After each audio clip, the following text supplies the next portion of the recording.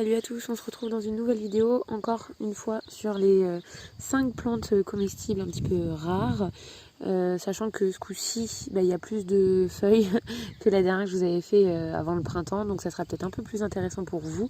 Je referai peut-être l'autre actualisé. Donc on va commencer tout de suite par les amélanchiers. Donc là on a le cultivar Alnifolia Honeywood, donc c'est pas tout à fait mûr, mais presque. Ça fait pas le focus, voilà. Donc à la fin, ça fait des petites, comme des sortes de myrtilles en fait, bleu foncé, violacé. Donc celui-ci, il a été planté cette année, il est déjà en fructification. Donc je trouve qu'il fructifie très vite, les amélanchiers. J'en ai 3 autres, et dont 2 autres qui ont déjà des fruits, je vais vous montrer. Les autres variétés sont un petit peu moins intéressantes que celui-là. Celui-là, il fait vraiment des gros fruits qui ont vraiment bon goût. Alors ici c'est le Ovalis, donc ça c'est la variété sauvage qu'on trouve en France dans les espaces naturels. Donc là les amélanches sont beaucoup plus petites. Bon là elles sont pas encore mûres par contre, mais elles sont beaucoup plus petites. Le goût est un petit peu moins intéressant et puis bon ça fait quand même des fruits.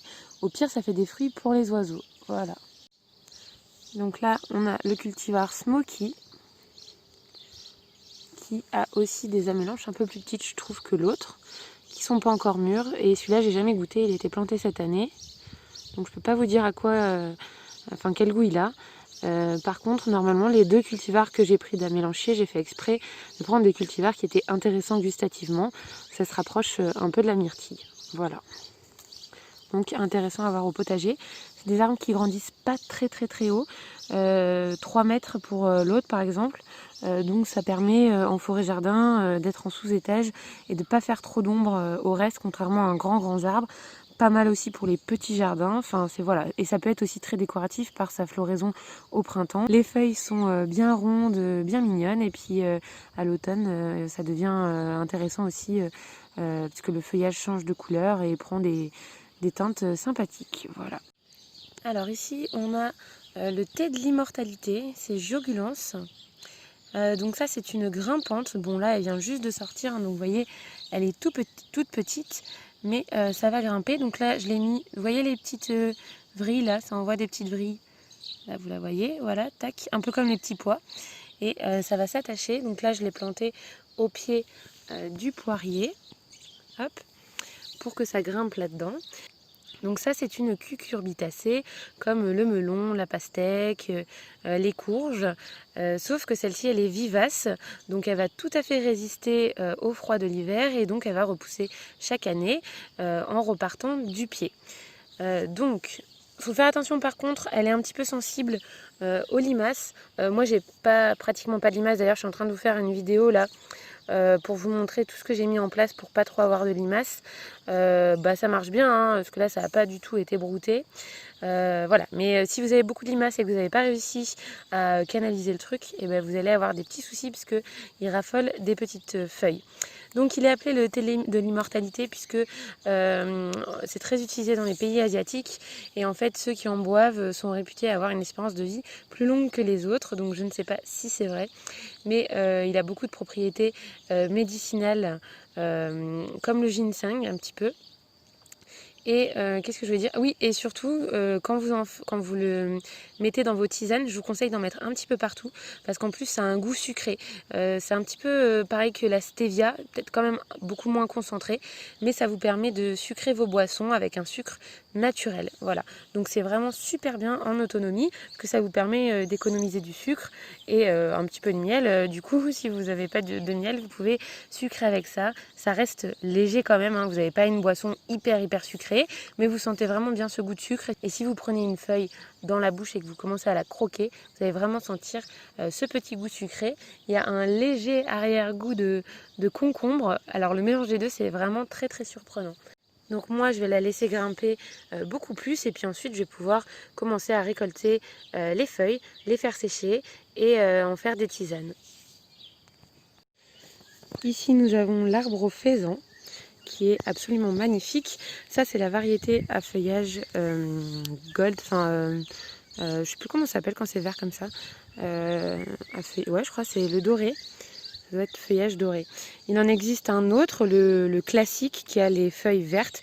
Mais vraiment, celui-là, je trouve que c'est le plus joli, avec vraiment un feuillage qui reste comme ça pratiquement toute la belle saison. Et puis ensuite, en fait, quand les feuilles vont tomber, vous avez des espèces de cannes comme ça qui ressemblent à des bambous. Donc ça donne un côté très exotique quand il n'y a plus de feuilles. Il reste ces espèces de tiges vertes et c'est aussi très joli l'hiver, je trouve. Alors au niveau des fleurs, ce sont de très jolies fleurs comme ça. Elles sont mellifères en général, il y a pas mal d'abeilles qui butinent ici. Et ensuite, ça fait une petite baie ronde que je vous montrais. Je vous mettrai les photos parce que je les ai prises en photo l'année dernière. Je vous les avais mis sur Instagram. Ça fait des petites baies toutes rondes, un peu comme une amélanche, très très très très foncées, pratiquement noires, mais en fait c'est plus dans les tons rougeâtres, très juteuses, qui ont un petit goût très sucré, comme si c'était du caramel, mais cramoisi en fait. Il y a un léger petit goût désagréable en arrière-bouche, mais c'est bon quand même, c'est bon quand même. Et je pense que le meilleur, ça serait d'en faire une petite tarte, mais je trouve que c'est assez difficile à récolter en grande quantité. Ça s'écrase un petit peu, donc il faudrait que je teste d'en faire une tarte. Mais en tout cas, pour l'instant, je les ai juste mangées comme ça, en fait, en cueillette directe. Mais c'est quand même intéressant. Et donc cet arbre au faisan, j'en ai fait des boutures pour les mettre dans le parc à canards et dans le parc à poules, tout simplement parce que je me dis qu'ils vont bien aimer les baies, puisque ça prend son nom justement, je pense, puisque les faisans aimaient bien ces petites baies. Donc c'est pour ça que je vais en mettre un petit peu partout.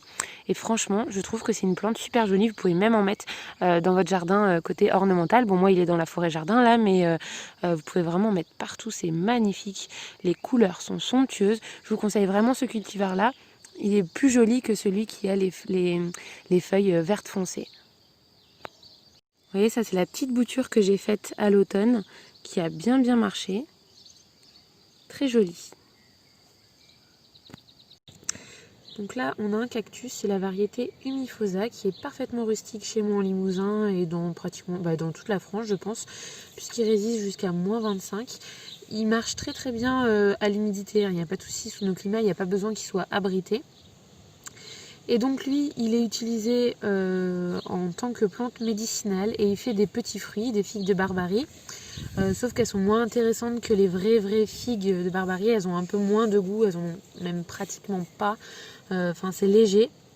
Et du coup, je vous montrerai ça dès que j'aurai une récolte pour vous montrer à quoi ça ressemble. Là, je vous mets une photo si j'en trouve une sur Google. Voilà, donc je trouve ça intéressant parce que c'est pas vraiment une région où on a l'habitude de voir des cactus. Donc si on peut en faire pousser et qui en plus sont comestibles, et ben voilà, c'est assez intéressant. Donc moi j'aime bien collectionner toutes ces plantes là qui sont pas courantes et qu'on peut manger. Et donc là je les ai mis dans un petit endroit un peu impropre aux autres cultures parce que c'est trop sec. On est entouré de pierres en fait, c'est que des grosses pierres ici, donc c'est une rocaille. Côté sud, orientation sud, donc voilà. Ici on a le gingembre du Japon qui est aussi appelé le gingembre Miyoga. C'est une super alternative puisque en fait le gingembre classique n'est pas rustique. Celui-ci il résiste jusqu'à -18 il me semble. Ouais, -18. Donc vous allez pouvoir avoir quelque chose qui se rapproche du gingembre, qui a vraiment une saveur assez exotique, tout en étant dans un climat qui n'est pas propice normalement à cette culture. Donc ça, je trouve ça super intéressant. Donc je vous le rappelle, moi je suis au centre de la France, dans le Limousin. Donc bon, cette année, ça n'a pas descendu en dessous de -2, mais sinon classiquement, on peut avoir en général une amplitude l'hiver entre -5, -10 degrés. Ça, c'est assez fréquent qu'on ait ça tous les hivers en fait.